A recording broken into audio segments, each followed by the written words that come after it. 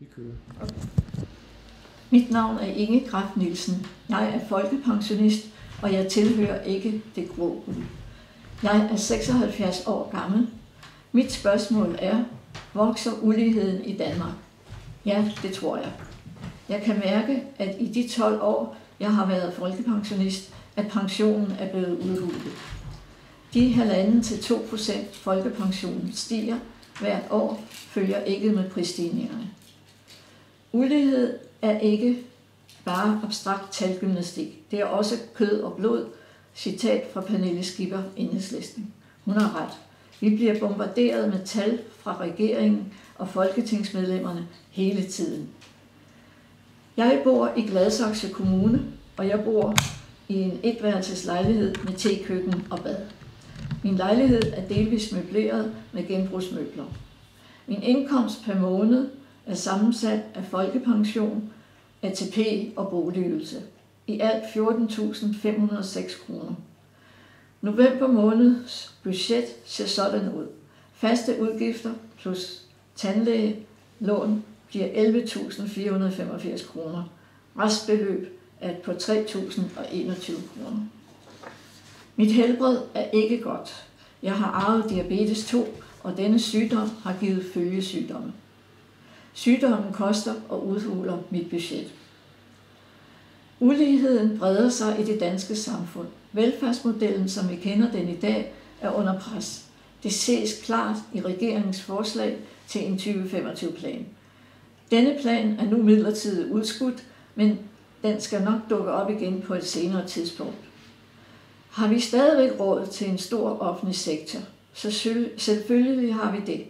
Vi får hele tiden at vide, at Danmark er et rigt land, når vi sammenligner os med andre lande i verden. Så et eller andet sted må der være nogle penge. Regeringen påstår, at udlændinge sluger en stor del af statens penge. Derfor har man et forslag om, at man vil tage nogle penge fra satspuljen til at forebygge radikalisering i samfundet. Det kan ikke være rigtigt, at man kan hente penge i satspuljen. Jeg har hele tiden troet, at disse penge skulle bruges til sociale formål. Midler til udlændinge og andre grupper må tages fra finansloven. Det er mærkeligt, at store dele af den danske befolkning stadigvæk tror, at velfærdssystemet er i gode hænder, at det ikke er under pres, og mange mener, at der ikke er en voksende ulighed. Jeg har personligt ventet i meget lang tid på at komme til en undersøgelse på et hospital. Der er onde tunger, der påstår, at vores sundhedsvæsen næsten er på et niveau som Angolas. Der er også et andet sted, der trænger til et løft, nemlig i ældreplejen. For eksempel bør hjemmehjælperne have mere tid til at tale med de ældre. Her er der et stort behov. Nogle varme hænder vil lune meget. Det kan vel ikke koste så meget, at staten går fallit. En international analyse viser, at Danmark ligger nederst i de nordiske lande, når det drejer sig om ulighed. Det kan vi ikke være bekendt.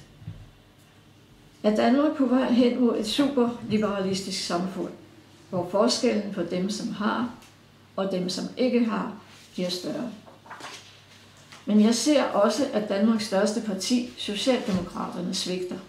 Det er ligesom de gerne vil lege med højrefløjen. Regeringen ønsker også at sløjfe den grønne check til folkepensionisterne. Denne grønne check er et beløb, der gives som rabat til ens skattebetaling. For mit vedkommende er det 106 kroner per måned. I kroner tales der om, at vi vil prøve at udfase folkepensionen. Det bliver ikke i min levetid som folkepensionist, men det er der en skræmmende tanke. Intet fællesskab, alle skal være sig selv nok. Jeg ønsker ikke, at regeringen puster mere til ulighed af alle grupper af borgere i vores samfund. Men hvis regeringen håber, at alle vi ældre er svækkede personer med dårlige hukommelser, må de måske tænke sig om en ekstra gang. Hvor er vores ældreminister henne? Hun siger, at hun vil gøre alt for os ældre. Jeg må desværre sætte et spørgsmålstegn ved hendes ord. Lad ikke uligheden snige sig ind i det danske samfund. Til slut vil jeg gerne sige, at jeg håber, at Socialdemokratiet, når det engang får regeringsmagten, husker at føre en solidarisk politik, så vi ikke øger uligheden i samfundet. Her er et citat fra Mette Frederiksen. Hun siger, at for Socialdemokratiet er det hjerteblod at sikre en samfundsudvikling med de nødvendige sociale skridt. Citat slut. Fredag den 4. november 2016. Inge. Det ved jeg.